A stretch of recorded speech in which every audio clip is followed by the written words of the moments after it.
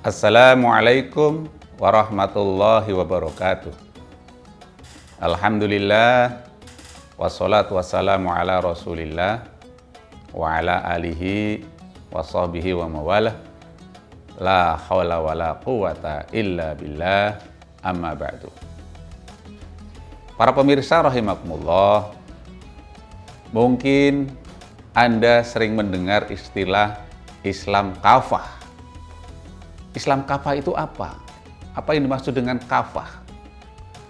Nah, sebelum kita menjelaskan lebih lanjut, saya berikan ilustrasi berikut ini. Pada tahun 2014 sampai 2016, berarti 2 tahun, Ma'arif Institute, ya, salah satu lembaga kemanusiaan dan keislaman yang didirikan oleh Buya Syafi'i Ma'arif, melakukan penelitian di 29 kota di Indonesia untuk menentukan manakah kota yang paling islami di Indonesia. Ternyata setelah melakukan penelitian selama 2 tahun dengan mengumpulkan fakta-fakta objektif, ditetapkanlah 3 peringkat tertinggi, ya, 3 peringkat tertinggi sebagai kota paling islami di Indonesia. Peringkat pertama adalah kota Yogyakarta. Peringkat kedua, kota Bandung. Dan peringkat ketiga, kota Denpasar. Mungkin yang mengejutkan di sini adalah peringkat ketiga. Karena sebagaimana kita tahu, Denpasar adalah kota yang mayoritas penduduknya tidak beragama Islam. Tapi mengapa kok di situ ditetapkan sebagai kota paling islami peringkat ketiga di Indonesia? Berarti mengalahkan kota-kota lain yang mayoritas penduduknya beragama Islam. Ternyata yang diteliti dalam penelitian itu ada 3 hal, ada 3 variabel. Yang pertama adalah dari sisi keamanan kotanya. Yang kedua, dari kesejahteraannya. Yang ketiga, dari kebahagiaan warganya. Jadi setelah diteliti dengan merujuk pada 3 variabel tersebut, maka kota-kota tersebut mendapat peringkat 1, 2, 3 sebagai kota paling islami. Dengan kata lain, ya, orang Islam, ya, ajaran Islam tentang bagaimana menciptakan keamanan dan bagaimana menciptakan kesejahteraan, menciptakan kebahagiaan bagi lingkungan warga masyarakatnya, itu bisa juga diamalkan oleh orang-orang selain Islam. Jadi berarti dalam hal ini orang-orang Islam kalah dalam mengamalkan nilai-nilai Islam jika dibandingkan dengan orang-orang yang tidak beragama Islam.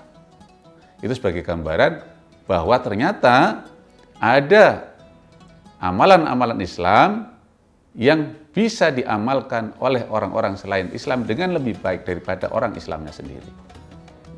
Itulah mungkin sebagai gambaran betapa agama Islam itu luas syariatnya.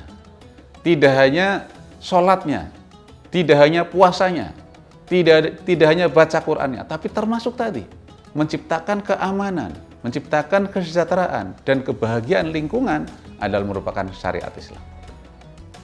Nah, berkaitan dengan Islam kafah ini, Allah Subhanahu wa taala berfirman dalam surat Al-Baqarah ayat 208. Ya ayyuhalladzina amanu dkhulu fis-silmi kafah wa la tattabi'u khutuwatis syaitan innahu lakum aduwwum mubin.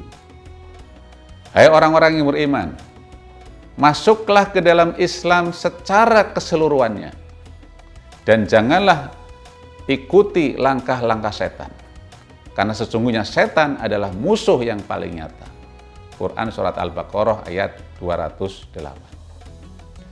Al-Hafidz Ibnu Katsir rahimahullah ketika menafsirkan ayat ini mengatakan bahwa Allah Subhanahu wa taala memerintahkan orang-orang yang beriman kepadanya dan membenarkan Rasulnya untuk berpegang teguh kepada tali Islam dan syariat-syariatnya, serta mengamalkan semua perintahnya dan meninggalkan semua larangannya sesuai dengan kemampuannya.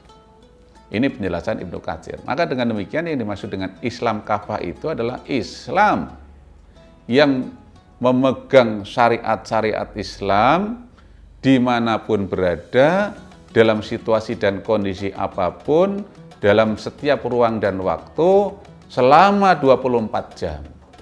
Nah, jadi kita hidup 24 jam ini senantiasa mengamalkan nilai-nilai Islam. Jadi Islam kita amalkan tidak hanya ketika kita berada di masjid, ketika kita berada di madrasah, tapi Islam juga kita amalkan ketika kita berada di pasar, ketika di kantor, dan di tempat-tempat lain. Islam, ya, kita menjadi orang Islam ketika kita makan. Ketika kita makan, kita amalkan syariat Islam. Ketika kita tidur, mau tidur, kita amalkan syariat Islam. Ketika tidur itu sendiri, kita tidur secara Islam. Bangun tidur, kita mengamalkan syariat Islam. Dan seterusnya. Jadi semua kegiatan kita, aspek kehidupan kita harus mengamalkan syariat-syariat Islam kalau kita ingin disebut sebagai orang yang beragama Islam secara kafah. Islam dalam berbicara, Islam dalam bersikap, Islam dalam bertingkah laku, termasuk Islam ketika bermedsos.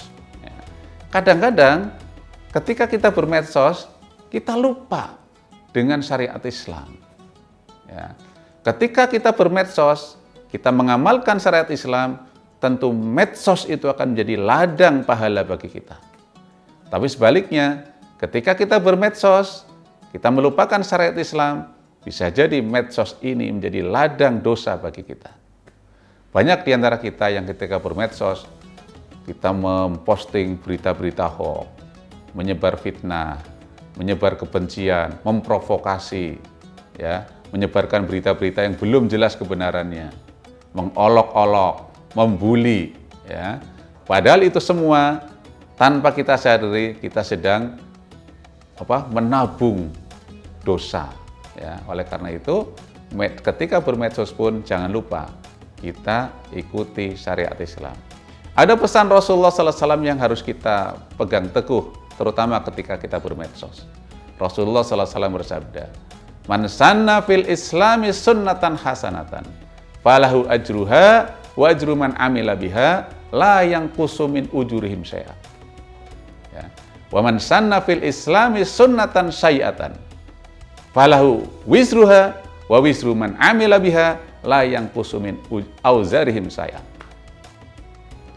Barang siapa yang mempelopori perbuatan baik dalam Islam, maka baginya pahala dan pahala orang-orang yang mengikuti di belakangnya dengan tidak mengurangi pahala mereka sedikit pun. Demikian juga, barang siapa yang mempelopori perbuatan jelek dalam Islam, dia akan mendapatkan dosa dan dosa orang-orang yang mengikuti di belakangnya dengan tidak mengurangi dosa mereka sedikit pun. Hadis riwayat Muslim. Nah, ketika kita bermedsos berpegangan pada hadis itu, kita gunakan medsos dengan memegang teguh syariat Islam, sehingga medsos itu menjadi ladang amal, ladang pahala bagi kita.